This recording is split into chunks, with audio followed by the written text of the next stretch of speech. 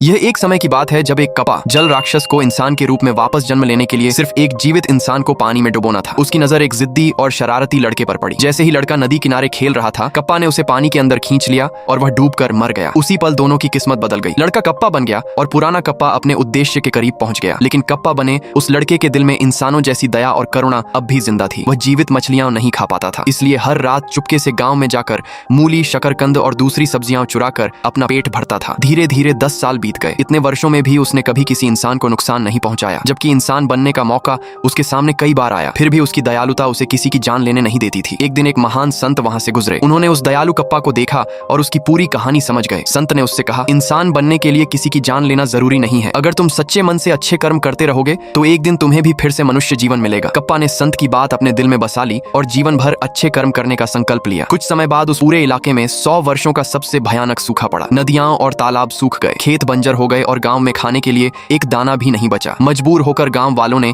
एक तांत्रिक को वर्षा कराने के लिए बुलाया। तांत्रिक ऊंचे मंच पर खड़ा होकर लगातार 3 दिन तक वर्षा के लिए पूजा करता रहा। पूरे गांव के लोग भी हाथ जोड़कर भगवान से प्रार्थना करते रहे, लेकिन आसमान में एक बादल तक नहीं दिखाई दिया। निराश होकर लोग भगवान को कोसने लगे। नदी में रहने वाला कप्पा भी यह सब देखकर उत्सुकता से बाहर आया। वह अनजाने में गांव वालों के बीच पहुंच गया। जैसे ही एक बूढ़े व्यक्ति की नजर उस पर पड़ी, वह चिल्लाया, यही राक्षस इस सूखे का कारण है। बस फिर क्या था, सारे गांव वाले उस पर टूट पड़े। उन्होंने उसे बेरहमी से पीटा। कप्पा बार बार कहता रहा, मैंने कभी किसी इंसान को नुकसान नहीं पहुंचाया। अगर आप लोग चाहें तो मैं भी भगवान से बारिश की प्रार्थना करूंगा, चाहे इस कोशिश में मेरी जान ही क्यों न चली जाए। गांव वालों के पास कोई और उपाय नहीं था। उन्होंने घायल कप्पा को रस्सियों से बांधकर ऊंचे मंच पर खड़ा कर दिया। तेज धूप में उसका शरीर जलने लगा। शुरुआत में वह अपने भाग्य पर रोया। उसने भगवान से पूछा, मैंने पूरी जिंदगी अच्छे कर्म किए, फिर भी मेरे साथ इतना अन्याय क्यों? तभी उसे संत की सीख याद आई। उसके मन का सारा दुख और गुस्सा खत्म हो गया। उसने पूरी श्रद्धा से भगवान से वर्षा की प्रार्थना शुरू कर दी। दिन रात बिना रुके वह प्रार्थना करता रहा। उसकी सच्ची भक्ति देखकर गांव वालों का भी दिल बदल गया। वे भी उसके साथ मिलकर पूरे मन से वर्षा की प्रार्थना करने लगे। आखिरकार उनकी सच्ची श्रद्धा रंग लाई। देखते ही देखते काले बादल छा गए, बिजली चमकने लगी